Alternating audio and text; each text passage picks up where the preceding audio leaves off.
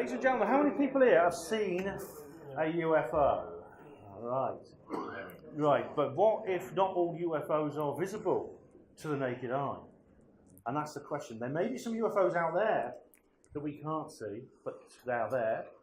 And the fact that we only can see visible light with our eyes means that what we're seeing could be the tip of the iceberg. The man you're about to hear could have the answers to that because it's his speciality. And his name is Nik Hayes. Give him a round of applause.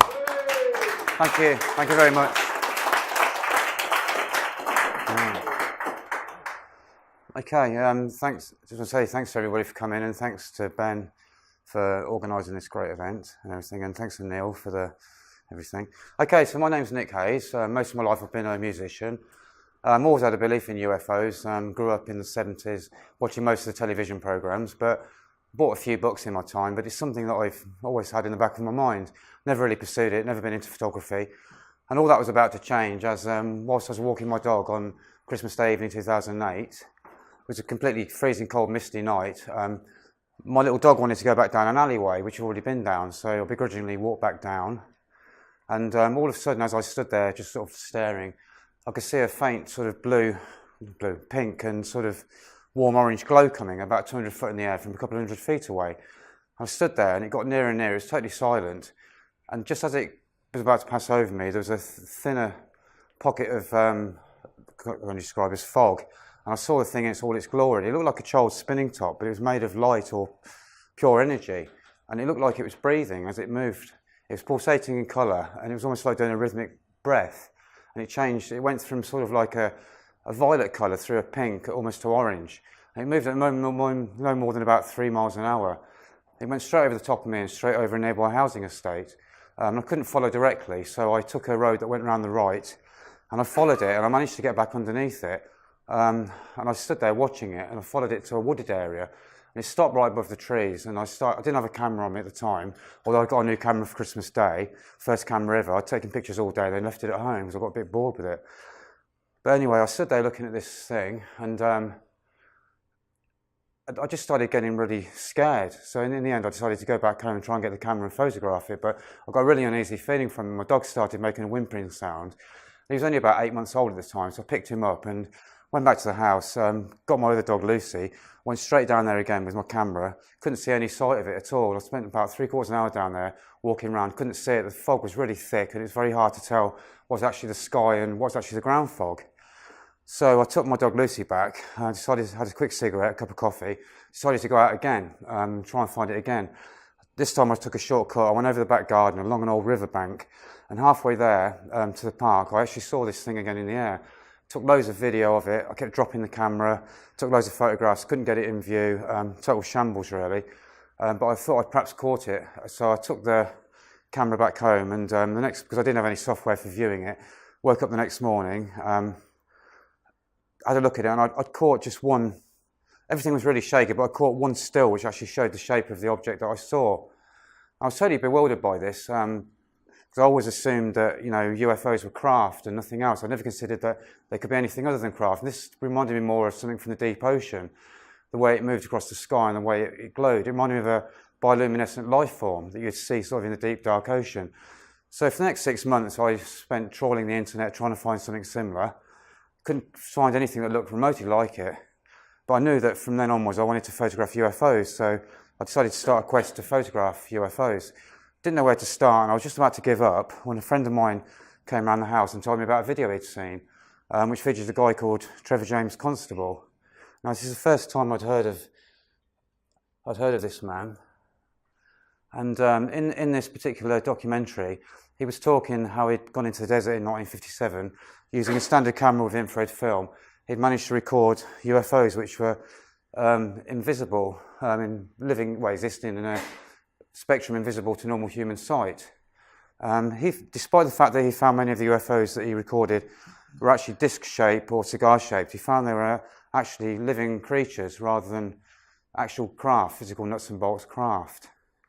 So I began studying Trevor James Constable, and his first book, They Live in the Sky, was written in 1958. It came out. It covers most of his work in the desert. And then he wrote a later book, which is what he's more well known for, which is Cosmic Pulse of Life. But he spent nearly 20 years recording UFOs, just using the infrared, and he caught many of the same sort of types over and over again. Okay, so the reason why Trevor started looking at the invisible was because he was very interested in the UFO reports he heard where UFOs had come from the invisible into the visible and then disappeared back into the invisible. And he was also particularly interested where they'd been picked up by radar, but nothing was optically seen. So realising that radar operated in the microwave spectrum, which sort of borders the infrared, he decided to start looking in the infrared to see if he could work out where they were, if they were in the infrared, in the invisible.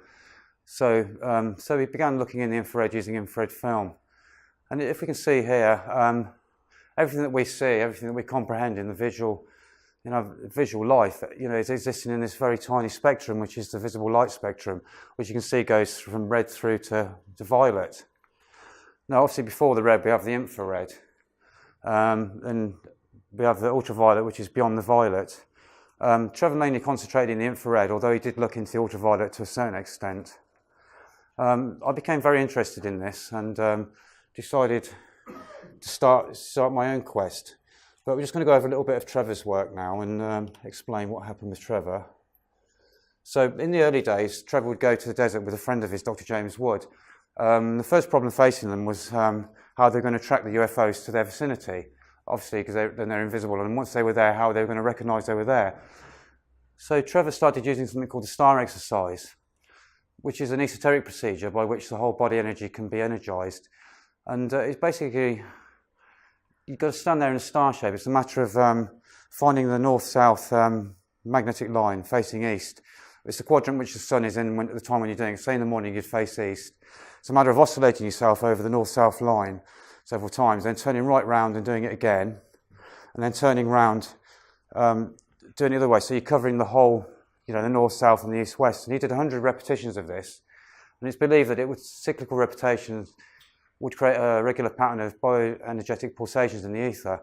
It was found that these would attract UFOs, both biological life forms and craft-like objects. He carried on doing this for almost 10 years, and most of the time he would act as the beacon doing the star exercise, and Dr. James would stand there and shoot with his infrared camera. Trevor would also have an infrared camera around his neck as well to take photographs as well when it was needed. So he carried on for several years doing this, and then he became interested in the work of Dr. Wilhelm Reich, which is basically, and he started using the Cloudbuster, which is an invention from Dr. Wilhelm Reich, which he used as a weather modification tool. He used it to create rain and other things. And he discovered that the Cloudbuster causes differentials in primary energy levels, which appear to underlie the atmospheric movement. Its operation, again, appears to affect other densities of existence. It tracks UFOs, both biological life forms and craft-like objects. So for about 10 years he was using the star exercise, and for about 10 years he was using the Cloudbuster.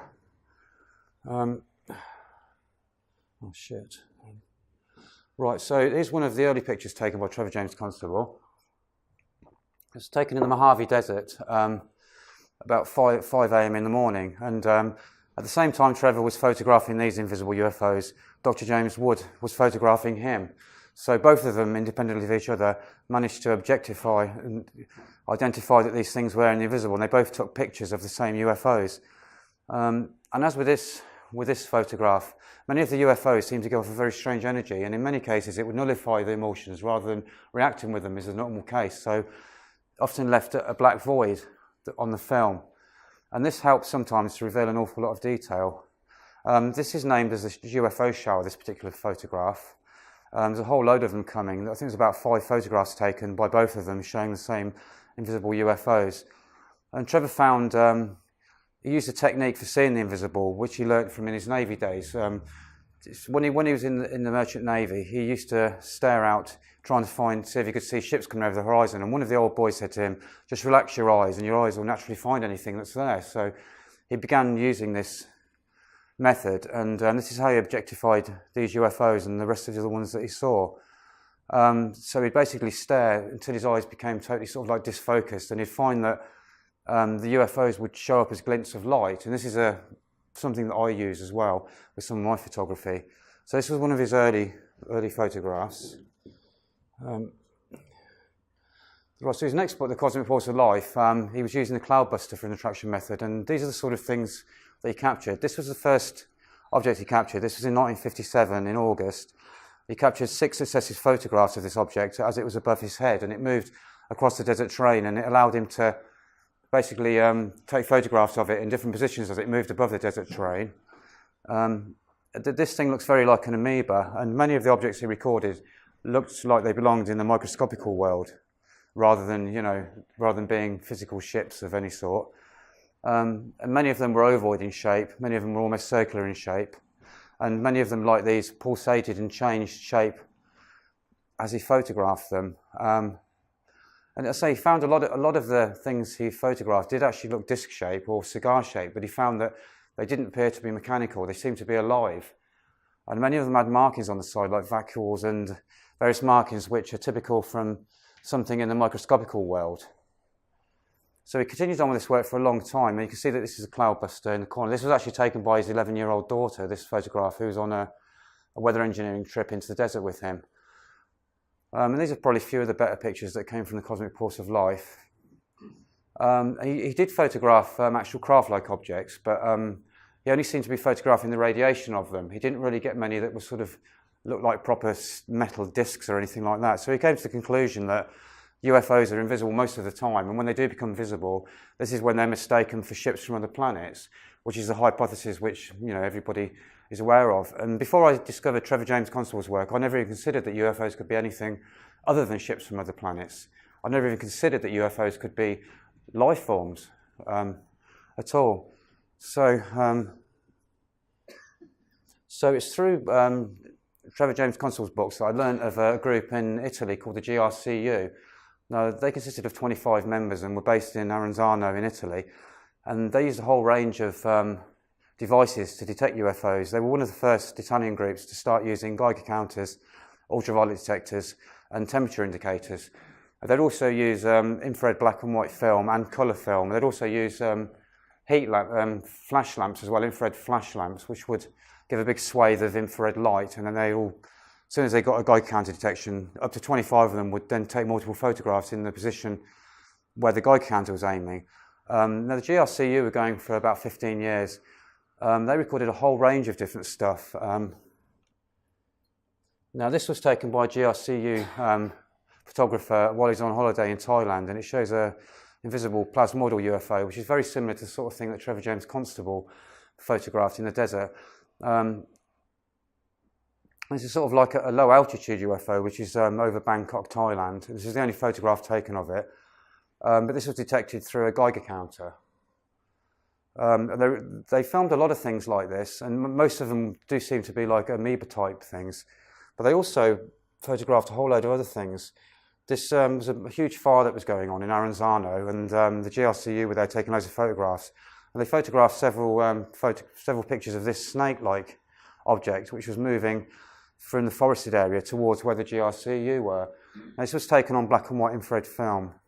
And there were several photographs taken of it. And in some of the other photographs, there was actually amoeba-type objects up in the sky as well. So the fire seemed to attract a lot of things, whether it was the energy from the fire, I'm not sure. So they filmed a whole range of different things. This is another example. The GRCU mucked around with different exposures, some of them up to 5 minutes long. This was a 40-second exposure. Basically shows invisible plasmoidal forms sort of hatching or, coming into our density from an orb shape. So this was taken over 40 seconds. So these things were actually coming out and forming. And this is pretty typical of some of the stuff they caught doing long exposures. As you can see with the close-up here, they all seem to look like little ducks or something coming out. Yeah. In 1980, Luciano Bocconi, who was like the head of the GRCU, he released a book which was in Italian only. It was an A4 book, and it was completely packed with photographs, and this is where this is taken from. Unfortunately, it was in Italian only, and there's only about 1,000 made of it. But I managed to track down a copy. It cost me about 350 quid at the time. I had to borrow money to get hold of it, but it was something I really wanted to look at. So the GRCU took the whole UFO thing to another level. They actually recorded entities. Some of the entities had antennae, and they were forming at head height in the woods. And these were filmed using both black and white infrared film and colour infrared film. So there's a whole range of things. So I became interested in, once I'd found out about Trevor's work and then found out about the GRCU, became very, very interested. So I bought myself a Geiger counter, and through Trevor's work, I built myself a Cloudbuster as well as an attraction method, and decided to go on and see what I could capture. And I started my work in about 2010. I started going out initially just with an infrared camera, and I'd go right out past Abingdon. I'd take sometimes 300 or 400 photographs of the sky, and I was noticing now and then that I'd get disc-shaped objects showing up, or even bell-shaped objects, but they're always very, very high in the sky, and many of them seem to be the same height in the sky, which I thought was a bit weird. This is something I'm going to come back to a bit later. And none of them were really clear enough to, it's good for my own records. I could say, oh, look, I've captured something, but, there's always that doubt in my head that, it wasn't really as clear as it could be. So I began concentrating a bit lower in the sky. Where I live, it's like a sort of part of a nature reserve, and we've got a whole row of trees, and I tend to aim above the trees and try and film a bit lower. I started using a Cloudbuster and a Geiger counter. So what I decided to do, as a lot of the things I was capturing were quite high, I decided to start filming in the ultraviolet. I just bought a brand new ultraviolet filter, and I use it with a full spectrum camcorder. Now, the full spectrum is full colour, infrared and ultraviolet, and you can use different filters to block out whatever you want. So, for instance, when I'm filming in the ultraviolet, it blocks the infrared and it blocks visible colour, so all you see is the ultraviolet. So what I use is something called, so you can see the top, this is sun obliteration technique. What I started doing was using the top of a roof, a single-storey roof, aiming the camcorder on a tripod straight up the roof, zooming in slightly, not a lot, but slightly, and the rest of you can't see the rest of the photograph because the roof's coming down here. But this is an example of an invisible UFO coming above the rooftops and being illuminated by the sun. In the first picture, you can see it forming, and as it comes into the second frame, it forms into this kind of mushroom shape, and this is pretty typical of a lot of the things that I managed to photograph. And Trevor himself filmed sort of similar objects in the infrared. So this was one of the first captures that I had. The other capture on that day, which doesn't show that way, it's not as big, was a jellyfish type creature, which was moving in the same position, but tentacles first. I caught 2 frames of it. What I normally find is that once these things enter above into the sunlight, they become visible for a split second. Once past the sunlight, they become invisible again, even to the ultraviolet. So this is one of the first things I caught, and then I gradually went on. This is something else. This is 3 successive frames taken above part of the house. This shows some object that was just going very, very fast. And this only appeared in 3 frames. As you can see, it's sort of changing its form in every single frame. And this is very typical of a lot of the things I captured. They seem to either change shape because they obviously, due to reflection, they're reflecting the sunlight differently, or perhaps they were actually morphing. It was always hard to work out what was actually going on. So this was filmed at 1:15 p.m. and I have filmed similar things to this before, but this is probably by far the best footage. This is the edge of the gutter on the house. Right, so during my time filming, I've come across many different sorts of shapes of things. Now, this is quite a common thing. I've caught these things quite a few times, and it's quite interesting.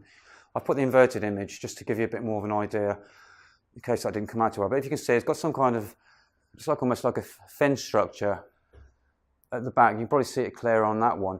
But I started capturing quite a few of these on different dates and in different positions as well. Sometimes I capture 2 or 3 of them together, or sometimes just the one. Here's another one of them, and this is sort of seeing it from a totally different angle. And again, you can see the obvious fin type things. And I kind of assumed these were more sort of like a fish-like creature of some sort, rather than being an actual craft. And the fact is that, they're right above the house roof, a bit higher. I mean, it's hard to gauge the actual height, but I tend to think of these more as sort of kind of creatures rather than any kind of a craft or anything. So these are quite common, these particular shapes. I've come across these quite a few times during my work. Here's another one of the stranger ones. This again was caught above the rooftop of one of the extensions on the house. As you can see, this looks very different to anything I've really filmed before. Almost looks like some kind of propeller. And these objects don't really make sense. A lot of them don't make sense at all. And in some photographs I've taken, they've totally changed their form in the next photograph. So it's always hard to know what you're actually capturing. So when this was taken? In 2013. So, right, and this is another strange one that I caught as well. This was 2 subsequent frames. This shows an object going from left to right, again right above the top of the house. In the 3rd frame, the object was completely invisible. As you can see, it seems to have rod-like, these rod-like things that seem to be sticking out of it, and it also looks like a tin can or something, and it seems to have either plasma or some kind of wing shape around it. And I have filmed several of these type of things before, but this is by far the clearest footage I've ever managed to capture of these things. That was 2014. So, now this is a sort of a worm-like object, and I've caught a few of these. This was taken above the house of the main roof, which was a double-storey roof. And again, you can see a few more sort of details. I've done the inverted image just to give you a bit of an idea of the sort of pattern of it. But the thing seemed like it was wriggling as it kind of went across the sky. It only appeared in 1 frame, but I have caught similar things higher in the sky before. And they seem to move like that, as if they were wriggling or travelling on something, some kind of a wave or something.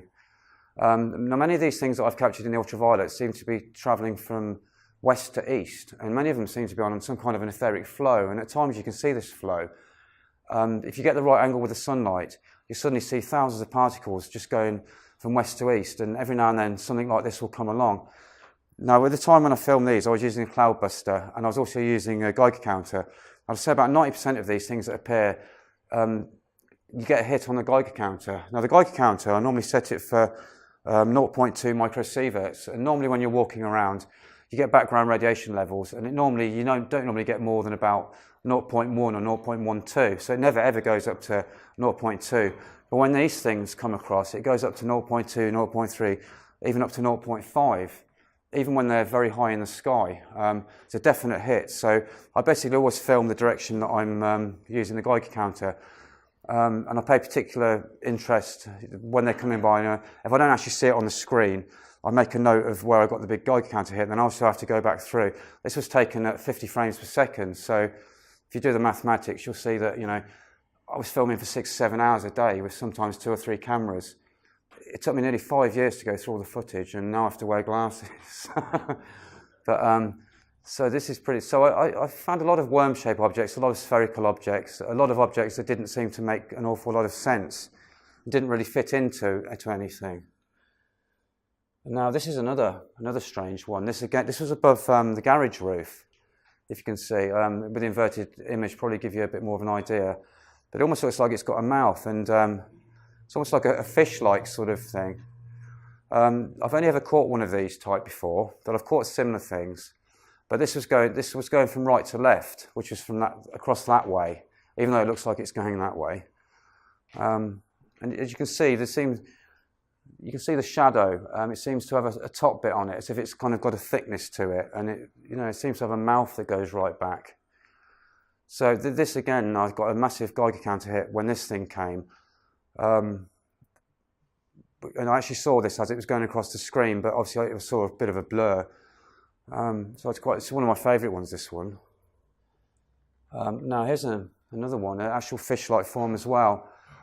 People talk about skyfish, and I filmed a lot of skyfish, and to be quite honest with you, a lot of the stuff that's presented as skyfish is actually stretched insects, and I've made a video about this called Skyfish Fact or Fiction. And when you record with modern cameras or modern camcorders, the filming actually stretches or elongates anything you film.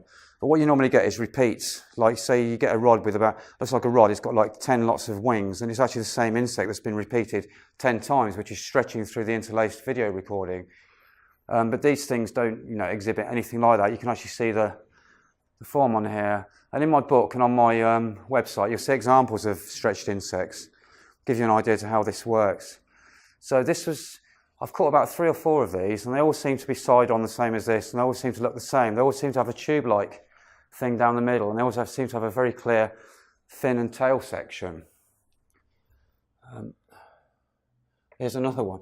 This is one of about 3 stills that were taken. The object was moving across This is taken above one of the neighbours' houses, and I've blocked the main body of the sun down behind the roof. Now, after about 3 or 4 minutes, the sun rises, so I have to keep adjusting the camcorder just to keep that sun down below the actual roof line. Otherwise, you get a whiteout. So this is a strange one. This actually looks more like a fish than any of the ones that I've ever captured. But I captured, I think, 3 or more stills of this particular thing as it was going across. And it seemed to be spinning round and round as it was travelling. It was very weird. It wasn't swimming like a fish. I've continued to catch fish-like things. I've caught about 6 different types of these things, and they all look like fish. They either look like this, or they have, clear fin sections. Right. So this is a lot of these pictures I've just showed you. They appear in my book, Quest for the Invisibles. Now a lot of them don't show too well when they're projected because of the very nature of them being reflected ultraviolet light. They're very bright, so they look okay in the book. My book, Quest for the Invisibles, is made up totally of the pictures that I took for the first 5 years. Now, once I'd released the book, I didn't really know where to take my work. I wanted to use a Geiger counter. I wasn't sure really where to start using it. I wasn't sure whether to film infrared or ultraviolet. And as the nights were pulling in, I decided to start going out into the garden. What happened is my little cat, Roy, had to get him put down. He was 8 years old. He's a wild cat that I took on. And I got really friendly with him. He lived upstairs with me. Became very, very friendly. And he died. And basically, I went out every single night, set the camera up, and I sat there for an hour or so every night taking photographs. This is like a 1 second exposure. I'll take maybe 100 1 second exposures in total darkness, no light source, no flash, nothing. This was taken in pitch darkness on the edge of a forest. There's no natural light in this at all. And I was asking Roy if he could show me a sign that he was still there. Now that night I'd put a load of flowers, long stem daisy plants, down onto his grave site, which looked very similar to these actually. But these 2 shots of plasma, or wherever they are, came straight from Roy's grave during the time I was talking, asking him if he could show me a sign that he was still there. I think that particular night I took about 120 photographs, and every photograph was completely dark, nothing in it at all. And this was the only one that actually came out with anything on it. So I thought, right. And at the same time, I'd got a massive Geiger counter hit, and I kept getting multiple Geiger counter hits. So I thought, right, then perhaps there's something in this. So I carried on going to my cat's grave for nearly 2 months. I'd go there every night, and I'd sit there talking to him. I must have took about 1,000 photographs in about 6 months, and I only ever got 2 photographs of anything in. Now the next photograph, okay, this was taken in pitch darkness. This is Roy's grave. There's no light source in this at all. It's taken in total complete darkness. It's a 15-second exposure. As you can see, the whole grave area is lit up, and this has come out from the grave. You've got a whole load of stuff going on here. You've got a strange thing you can't really see here, but it's actually like it's almost like a half tree, half human thing, and it's got like a face and a nose on it, but it doesn't come across very well on here. But this is the main entity that came out of my cat's grave. You can almost see like scales on it, like shimmering scales, and whether this is the spirit of my cat, or something else, I really don't know, because at the time I was very upset, and I had a lot of strange things going on, and I was wondering whether, there might be some malevolent force taking advantage of my mental state at the time, obviously making things appear. So this was taken in total darkness, 15-second exposure. I sat there permanently just pressing it 15 seconds, 15 seconds, 15 seconds, 15 seconds, and this was the only picture I got from that whole night's work. I think this was taken about a month after the first one that I showed you that came out of the gravesite. So I knew then and there that, Geiger counters could detect the invisible, and I also knew that, there's a lot more going on than just stuff in the sky. So I started going out every single night with a Geiger counter, going into the garden, taking my dogs out, always have a Geiger counter, always have an infrared camera on me. Okay, so this was taken. This was in my garden one night. I was using the Cloudbuster at night. Started getting loads of Geiger counter hits. Decided to take one quick photograph of this, and this is a group of about 6 of these that were in the sky. The other 2 were a bit lower down in the photograph. If we look at the next, gives you a bit more detail. As you can see, it's got a luminous corona on it, and this one you can see some kind of a trail coming from it. Now this was 1/60th of a second, no flash, taken in complete darkness again. I took about 20 photographs this night, and I think these came out just on the one photograph. And as you can see, they were at quite a height. and I think I got a 0.3 microsievert hit on the Geiger counter. So basically, as soon as I can hold the Geiger counter in one hand, I have the camera on a tripod, and wherever I get the hit from, I'll basically take the photos in that direction, whether it be up in the air, straight ahead, or wherever. And most of the time I don't catch anything, but this particular night I managed to capture these, which I thought was quite interesting. So it got me more and more into it, and I thought, there's a lot more stuff out there. I'm just going to go out every night with a Geiger counter. So that's what I did for a whole year. Okay, so this is another photograph taken. This was taken from my garden. This again was I took 2 photographs the minute I got a Geiger counter hit.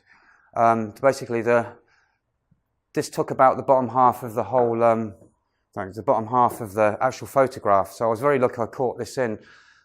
It's just about fitted in the bottom half. But I took this photograph. I didn't see anything at all. I wasn't zoomed in. I didn't see anything at all. I was very surprised. The first photograph showed nothing, just pitch darkness. The second photograph showed this. Now, if we look into that a bit more, you can see rather than this being a light that's repeated, it seems to be two separate parts of this. There seems to be an object up here which seems to be separate from this, and the only reason you're seeing it is because of the invisible infrared light, or heat, which is being reflected from that, is actually catching the edge of that. So this is only visible because of the light from there. So, and you can see several unlit sections on this, and it also looks like a piece of wire on there, and there's a continuation of the object which doesn't really come over too well on here. So, I presume this came from some kind of a craft-like thing, but at the time I was filming at 45 degrees straight up above a line of trees, and the trees are about 100 foot tall. So basically I'm aiming straight at 45 degrees above 100 foot trees. It wasn't zoomed in, so this thing must have been pretty big, whatever it was.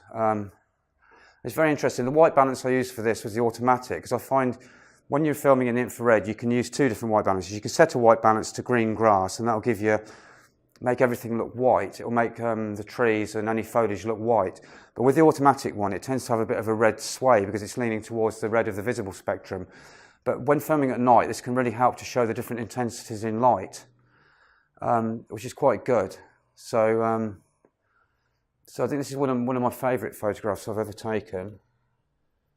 And again, this was another night in my garden. I walked outside, I was looking for one of my dogs at the time, started getting massive Geiger counter hits. So I just basically took about 100 photos. I was going chick, chick, chick, chick, like that. And this is one photograph that came out.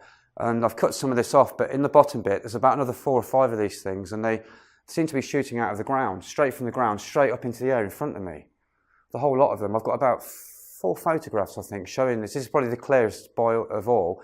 But in some of the photographs, you can actually see these things coming straight out of the ground. And with this, I did use a flash. If I get a lot of readings near to me, I tend to use a flash, because sometimes these things can sometimes be invisible even in the infrared.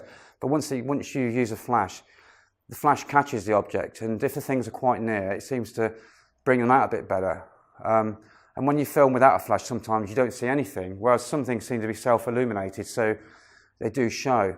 So this is sort of one of the stranger ones I've filmed. Now this is another one. I started doing what's called summoning. I don't know if any of you have heard this summoning that people are doing, telepathic communication with these things. Now I always believed you could do something like that, but I started going out sort of like staring at the sky, clearing my head, and then basically asking in my mind, is there anything there? Are there any sky creatures, benevolent sky creatures, or any entities that could show themselves to me, please, in the infrared? And sometimes these things do show in the visible, but this was actually in the infrared. I got a huge Geiger counter hit and started taking a whole load of photographs, and this came out in one of the photographs. This was just above my roof house. There actually is a TV aerial there, which you probably can't see very well, but the top of my house roof is about there, and there's a TV aerial there. And this thing seemed to have moved down from the sky and come down above my house. I took a few more photographs, but this was by far the clearest sort of thing that I filmed at the time. It's very strange, but I did this for a couple of months. I'd go out walking the dogs, and I'd sort of ask if there's anything there and if anything would appear. And very often, balloon-like objects would appear in the sky, and they'd come down. And I had a little bit of mirror, and what I'd do is I'd flash to them in the daytime, and they'd flash back, and they'd come right across the house. And then all of a sudden, I started getting strange things happening in my house. Ornaments started getting moved. the dogs started barking and following something around the room, and it got quite scary.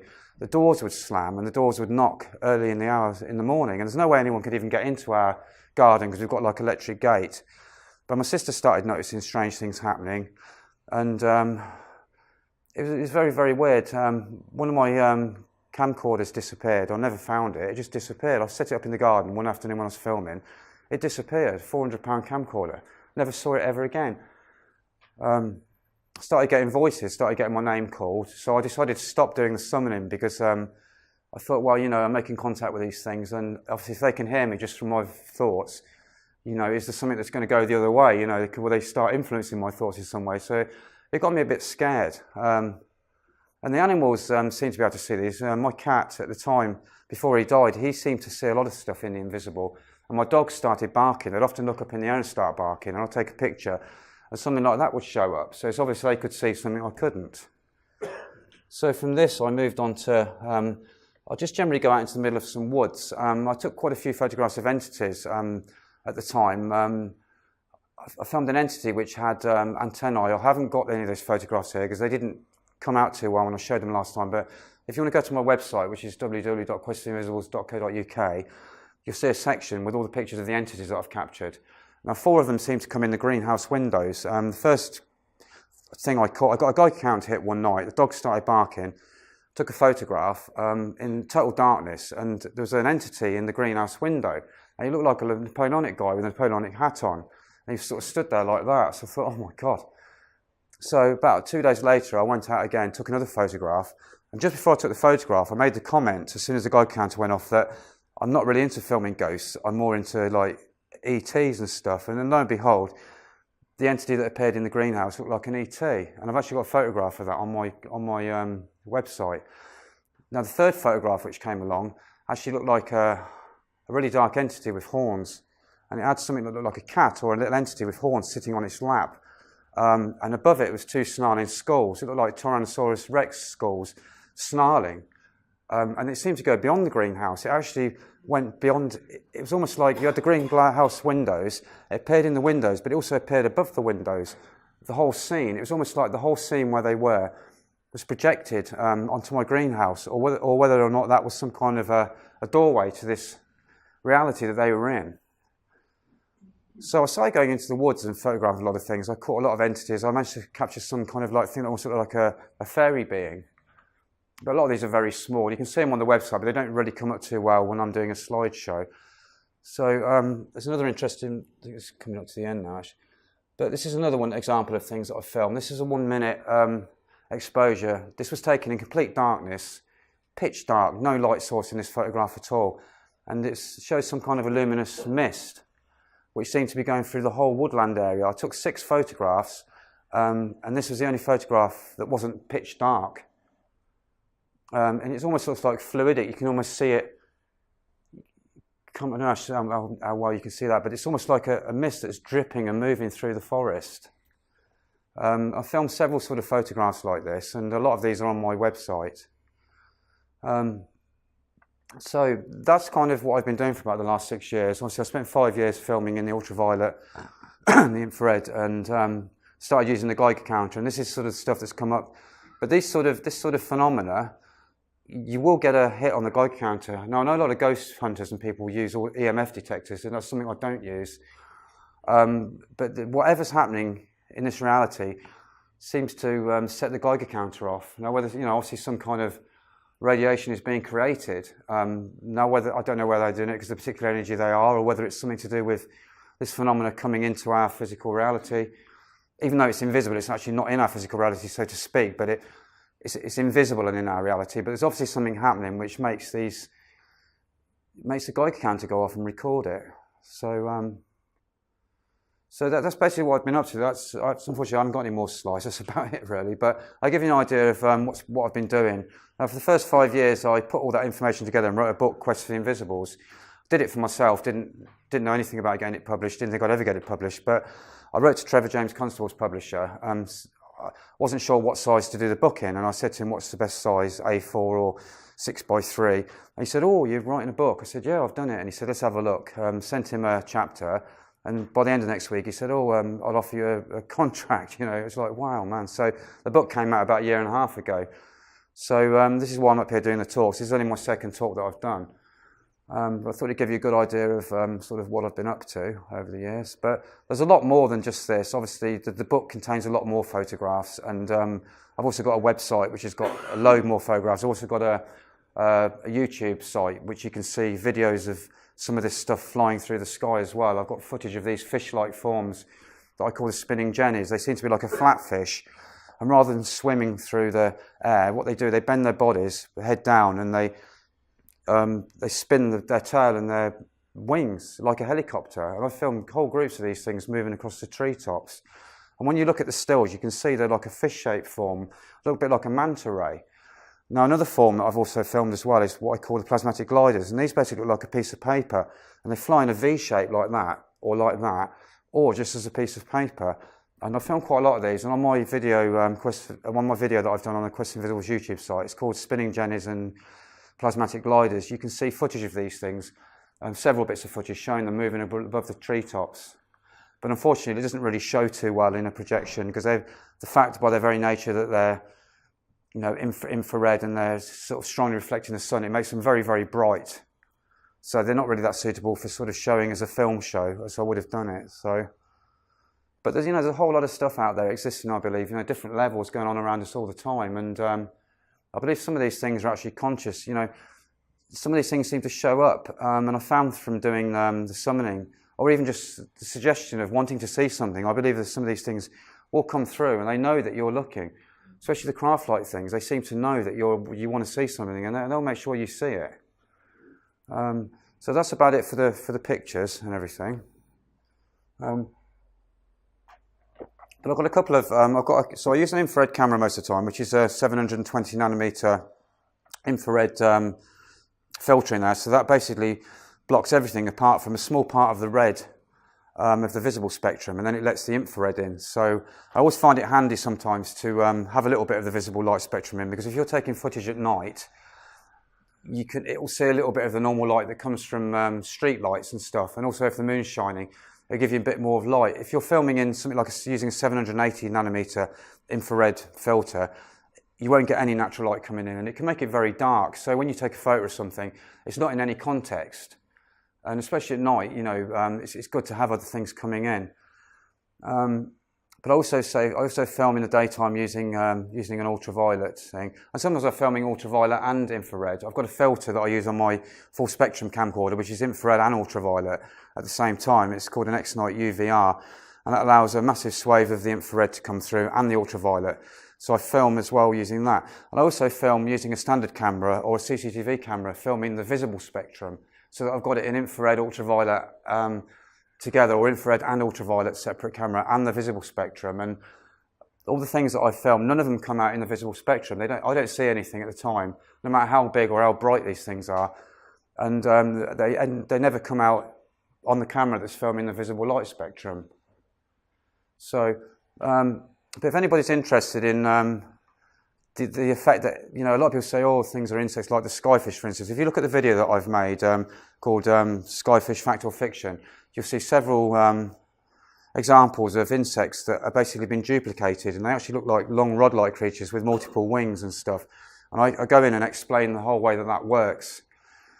But there's a lot of phenomenon out there, and I think more and more people are realising that there's stuff going on different dimensions around us all the time. You can even catch this stuff on a standard camera. I believe that camcorders today and normal cameras are so sensitive that you can catch invisible phenomena, particularly on a bright day where you've got blue sky and sunlight.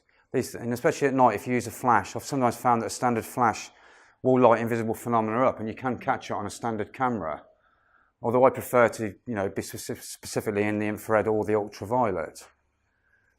So, right, that's about it for that bit of talk. Is there any questions anyone wants to ask?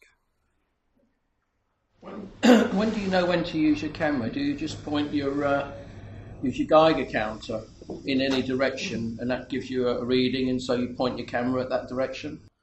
Yeah, I use a method for seeing the invisible sometimes. A lot of my photographs I've taken, I've sensed that they're there, and I've just took multiple photos and caught them, but most of the time, yeah.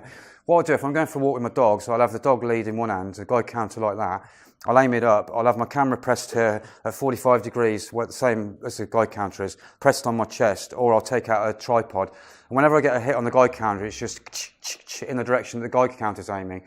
And I film things that seem to be about 400 or 500 foot in the air, and the guide counter will still pick them up.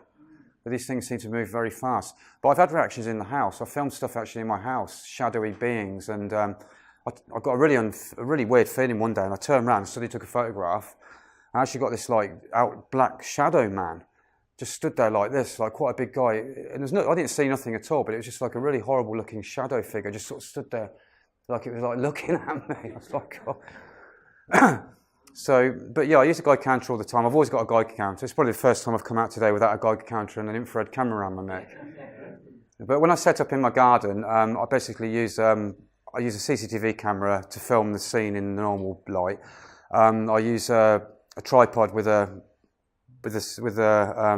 camcorder on it. And then obviously I sometimes use the infrared camera in movie mode, or I use it just to take separate photographs. But very often I'll just go around the garden filming, and I use a Cloudbuster as well, and I often point the Cloudbuster above the trees. I set the cameras up aiming exactly where the Cloudbuster's going, and then I sort of stand there with the guide counter, so I'm pretty much aiming the same way. So if I turn around and start getting hits that way, I'm a bit lumbered unless I grab the camera and quickly turn around. But most of the time I don't catch anything, I'll be quite honest with you. Most of the time I'm not quick enough. And I found that a lot of these things at night, some of them are self-illuminated, and they will appear in the infrared. They seem to be the right light source, like a few of the things I've shown you here. But a lot of the time they're not. They rely on something to light them up. Either the sunshine in the daytime reflecting off them, either infrared or ultraviolet, or the fact that we use a flash, and that seems to be enough to light them up or light the area up around them to make them appear. So it's not easy. It's not easy. I mean, the pictures in my book took me 5 years. I mean, I was out perhaps about 3 or 4 days a week. I was filming for 7 hours. I was filming in the infrared, normal camera, and in the ultraviolet. And then I had to go back through all that footage. You know, I was sitting there for 8 hours a day, filming at 50 frames a second, and some of it was 25 frames a second, some of it was 50. You're talking hundreds of thousands of frames, and these things are only appearing on one frame.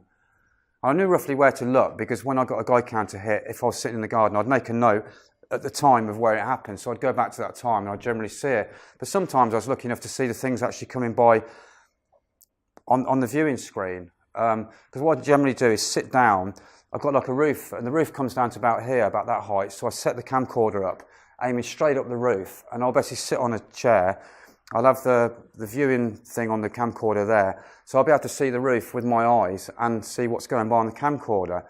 And it's very strange when you don't see nothing, but you get a guide counter hit and you see something go by on the screen, because you're not actually seeing anything yourself. And there's one bit of footage you can see on my Quest for Invisible's YouTube site, these things called the Plasmatic Gliders. I was out there with my sister, and I was just about to pack up for the day, and I just happened to be mucking around, and I was looking up into the air, and I saw this thing coming towards me, and I had to go back like that to keep it in view, and I actually filmed it coming towards me, and it flies right towards me, but of course I couldn't see it with my own eyes. I was having to rely on just what I could see in the actual camera. But there's a few other things I've filmed as well. A couple of times I've been filming, and I've noticed something really high in the sky, and I've zoomed in, and it's been like an egg shape. And you can see there's a film called Visible UFO, and you can see that on my Quest for Invisible's YouTube site. I managed to zoom in, and this object was like an egg, and it had 2 radar dishes coming out the side of it.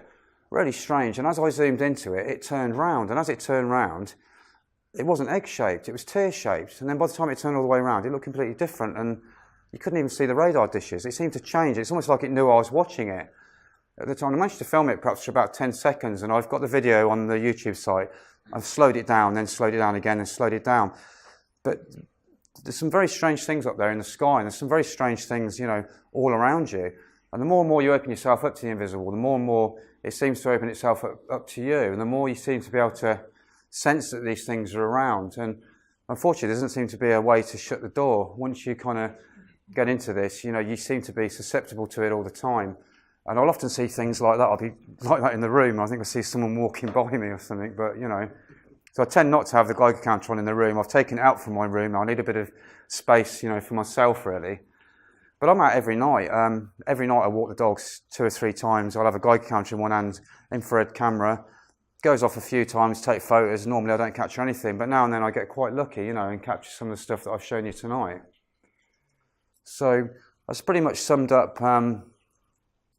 the stuff that I've taken, really. What is that picture, Nick? What is that picture? That's a picture of an invisible mist that seemed to come through the woods. I took a whole load of photographs in pitch dark, and every photo was pitch dark apart from this one. The Geiger counter went off. I got a hit of about 0.5 microsieverts per hour.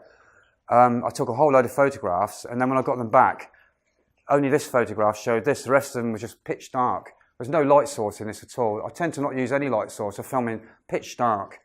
You get lots of invisible mist in Rendlesham Forest? Yeah, no, I've heard about that, yeah. Yeah, well, the GRCU, they filmed a lot of invisible mists and strange things. They filmed a whole lot of forms. But this is almost like fluidic. It's a 1 second exposure, but that 1 second was enough. You can see it. There's a picture of this on the website, which is probably a bit better than this, but you can see the mist. It's almost like liquid, like fluidic, and you can see it coming off the leaves and flowing. But it seems to be its own light source. Looks like an energetic stream as it comes off. Yeah, the definitely, leaves, definitely, yeah.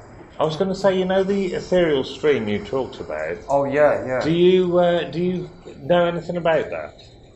About its composition or anything? No, well, I first heard about the etheric flow in Trevor James Constable's book. They talked about an etheric flow which went from west to east, and a lot of those things that I've showed you, the fish-like forms, they're on a rooftop which went from west to east. And I kept thinking, why are they always going that way? I thought that's really weird. How much water content's in there? Well, what I've noticed is when I get the sun at a certain angle and I put the camera up, I've noticed that you see, all of a sudden when the sunlight hits a certain angle, you'll see all these particles going, and it's almost like a sea of particles. And then these things come along on that sea, moving really, really fast. Now and then you'll get things going from left to right, but most of the time, I say 99% of the things I filmed in the in the ultraviolet, seem to be moving on this west to east flow. Whereas when I film in the infrared, I've not noticed this flow in the infrared, I've only noticed it in the ultraviolet. There's a definite west to east flow, and these things seem to be swimming on that flow. And I don't always use a Cloudbuster. I found that if you just sit out there and film 3 or 4 hours, you'll probably catch something coming along on that flow, but you can only see these things when you get an exact angle. You've got to get the top of the roof, you've got to zoom in a slight bit, and you've got to get the correct angle. There's a certain angle that comes where you can see everything lit up. And it's not easy to find. It's not easy at all. Sometimes if you set your camera up, you'll be watching, so every 5 minutes I have to change the obviously change the position of the camcorder because the sun rises. But you'll see it, the sun rising gradually. There's a certain point where the sun hits at a certain angle, and all of a sudden you'll just see thousands of particles going, and it's almost like an invisible sea that's going from west to east. And I've talked to a few other people about this, and I think I've heard it referred to as an etheric flow, which is meant to go from west to east anyway. So I presume that this was the etheric flow which has been talked about.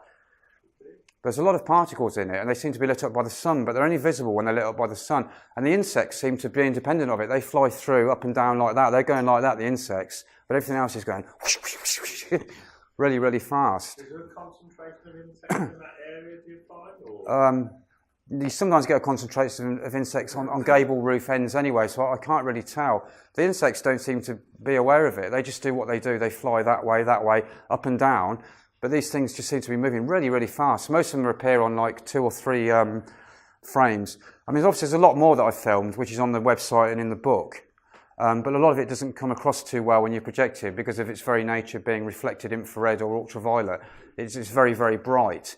But in my book, I've got some examples of I call it a creature. It's almost got like 3 limbs and almost reminds me of a boomerang. And it looks, in every single photograph, you can see it turns around. It's got like tubular structures and almost like wings that look like, what do you call those things again? Like, I think like the Grim Reaper holes, a sickle. They look like sickle kind of blades. It's like it's got 3 of them and it's kind of flying. And I've caught a few of these things. Many of the objects I've caught time and time again. And I'm showing you the best versions of what I've captured. So it seems that there are quite a few of the similar things that are there. They seem to be repeated over and over again. I'm getting the same things quite often, whereas some things I don't ever see again. I just get like a one-off version of it. Sorry? How are they emitting radio waves? I don't know because I've got no way of detecting radio waves. They seem to be emitting something that affects a Geiger counter. Some kind of no, it wouldn't be. No, it doesn't pick up on radio waves. A Geiger counter, no, but I'm sure they are because people use EMF detectors. Some things do give off radio waves, but the only detector I've got is a Geiger counter. And you know, I've walked around with the Geiger counter for years, so I know roughly what the reading should be. I've set it quite double what it should be, and when I get a quick, see, obviously I've had to turn it on so it's a vibratory thing. Otherwise, I'll be walking down the street and everyone's looking around at me, wondering what I'm up to, and that, you know. But you have contacts with them. Say again? You mentioned that you had contact. Yeah, I made telepathic contact for a period of 2 months. I would go out into the garden and I'd stare up into the sky. Every thought you put out goes from your head straight up into the sky. These things up there, they can pick up your thoughts. Well, I suppose technically it is, yeah. Well, they seem to be able to pick it up, but I'm not sure if it goes both ways or not. Well, there is no separation. Everything is conjoined anyway. Yeah. So it's all about tuning. Yeah, I've never had them talking through me. I mean, which is something I don't particularly want. Trevor James Constable had a problem where he was channeling an entity, and one day he woke up at 3 o'clock in the morning and he went like that and walked down the road and he was spinning around and he couldn't control his own body and he was getting voices coming through him, and so it really worried me. I thought, well, I don't want to be going that far with it.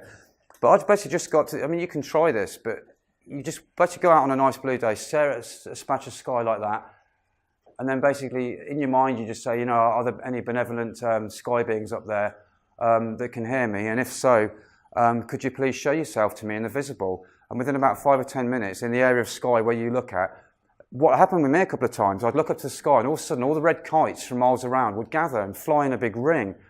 And then all of a sudden this thing would come out in the middle of the ring. It would suddenly come from the invisible into the visible, and it'd be like a balloon, sometimes one balloon or sometimes one with another one, and it'd have strange things coming out of it, and they'd flash lights, and I'd wave to it and flash a mirror, and it would flash back to me. I was like showing my sister, going, oh, look, you know, thinking it was really cool. And then a lot of stuff started going on. I thought I was going mad at one point. Things started happening, and I started thinking, oh, perhaps it's something to do with me opening myself up to this sort of phenomena. But I believe, you know, the UFO thing, as far as I'm concerned, you know, I've seen a lot of craft-like objects, and I've filmed a few of them. There's a few of them in my book, but many of them seem to morph and change shape. I mean, when I talk about the UFO thing, I sort of see there seems to be creatures which are creatures, and there seems to be, when I say biological UFOs, I mean biological creatures like the fish-shaped creatures and other things, but it also seems to be UFO intelligences. And in many cases, they can turn into a craft. They can start off like a sphere, and they can turn into a craft, the most complicated craft you've ever seen in your life. And it's an entity. It's not an actual physical craft with things in it. But I believe there are, you know, etheric craft with etheric beings in it. But I believe most of them are interdimensional. But they do so because they're changing frequency. Yeah. To change shape, they would have to change frequency. Yeah, unless they're affecting the way you perceive them. It's hard to tell whether they're actually changing or whether your perception of them is somehow being interrupted. I think they just do what they want, really. Yeah. I don't think you do any special. You can't put anything in a box with this lot. No. My friend, she sees ultraviolet and infrared. Her eyes. She doesn't need any of that. The old ladies come when they have that thing done, don't they? They get that thing taken out their eye. She said it could be stressed, but she can be. I can be talking to her, and she's looking past me. And I go, oh my God, what are you seeing now? She goes, I don't, because she's finished. She goes, I don't like those things. She said they get on my nerves. She said it's crawling up the wall again. And she says, they look like villies. And she says, and what they do, these things are, she can see these other dimensions. Yeah, and she says that they're watching us, they're observers. Yeah. And she said they're around all the time, come in different shapes and sizes. And when we had this big sighting of a UFO, she was doing her bit looking one way, you know, and I had my normal eyes in, she had her other eyes in. Yeah. And then I said, there's not much going on around here tonight. This is down in the West Country. As soon as I said that, 10 great big red lights flipped on in a row, like as big as traffic lights behind a row of oak trees. Yeah. I went, oh my God, oh my God. And Well, they know. They know what you're thinking. That's why. But I'm not sure if we disturbed it and that it was cloaked, or it was about to take off, or whether it was there, I should say, or whether they know we were coming out, or whether they were just getting on with their business and we just had to turn up. And they just decided to take I think we're living in a multi-dimensional thing. I mean, obviously we're already seeing in the visible light spectrum, there's things outside this, but I think the more you train your eyes, the more you can detect these things. But she was looking that way and she couldn't, and I said, how can you miss it's a rough day, you know, like 500 well, I've heard of a lot of women, old women are having their normal eyes back in. Yeah, well, there's been a lot of cases where women have had cataracts removed, old ladies, and when they remove some part of the lens, they can all of a sudden see in ultraviolet. I saw an old lady one day, she was at a till and she was going, like that, because the ultraviolet was too bright and everything. I was standing by this pond at night and we were seeing the lights coming up. They come over the downs and they come through the woods, like just in... oh yeah, there's a lot of stuff out there. Yeah, that blinking place where they keep going on about it, Rendlesham, yeah. And they do, it sort of comes through the woods like that and go, oh no, that's the lighthouse. Oh yeah. Anyway, these things, and they come and take water from the pond, but I don't actually see them. But she can see the crofts, but I heard it sucking up water, but I couldn't see it. Well, I could say it's concentrated organ energy in water. There's been a lot of water taken from. I've heard reports in Canada from big reservoirs. People have seen craft taking water. Whether or not they're taking the water because they want the oxygen or the hydrogen out of it, or whether it's concentrated organ energy they're taking, I'm not sure. But I've only just gone it. Squiddy thing that you said you saw, like a squid, is it? The jellyfish with tentacles, Christian, I've got a Christian friend, born-again Christian, but she's lovely, my friend. And she's sitting in her garden, and first of all she said, "Can I see some of your UFO photos?" I said, "Oh no, you call them demons. You didn't want to see those photos. Why do you want to see them all of a sudden?" No, show them to me. And she went, "Wasn't that? She said, so I said, "What happened?" She said she was sitting in the garden in Surrey, having a cup of tea with her husband. It was a sunny evening, about 7 or so, and she said, all of a sudden, she said, this jellyfish, really large thing type thing, just floated into the garden, where the garden shed was and the other side of the garden was. It stopped bang in the middle, but it's a long, thin garden. And she said it just hung there, and then just carried on. And she said, "Did you see what I saw, Chris?" And he went, "Yep." It's a matter of perception. A lot of it's a matter of perception. But I've seen things and somebody else hasn't seen it. This is a weird thing. It's all to do with your personal perception, a lot of it. But I believe there's like multi-dimensions going on at the same time. And obviously, we're caught in the visible light spectrum from, reflected light going from red through to violet. And obviously, you've got everything beyond the violet, ultraviolet. You've got everything that's existing before the red. I mean, it's a very small part that we actually see. Our visible light spectrum I think it's 2.5% of the total electromagnetic spectrum that we perceive, and all our whole reality, which is basically being decoded by our bodies. Everything we see is being decoded, within the visible light spectrum. But did the Japanese get done? Because they had infrared on the camera. Someone wants to ask a question there. Just talking about that, is there any reason why we don't bump into them? It's probably a good idea we don't, because every time you got to the shop, you'd be ducking and diving. That's what I mean, but is it just because, like you said, the way we're decoding reality to it? I suspect so, yeah.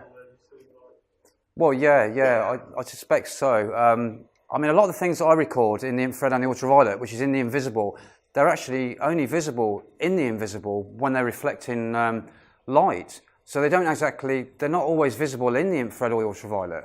So they're in another realm, but they're actually figuring in the infrared or ultraviolet when they're reflecting or if they're self-illumined. So can I see that? I don't know the entities that I suspect that the entities can, because every time I walked in front of the greenhouse window, the Geiger counter would go off and I'd go, and this thing would be stood there, like looking at me. So, ladies and gentlemen, sorry. Really interesting. Thanks, Nick. Thank you. Sorry, it's a bit short and that, but it's just like there's a lot of photos I couldn't really show because they didn't come up too well last time. You did a really good job. It was really interesting stuff. Yeah. So, tomorrow, you're going to be here tomorrow. I know some of you are leaving us, which is a shame for those of you who are here for one day. The rest of you, I'll see you back here tomorrow. But give Nick a round of applause. Thank you.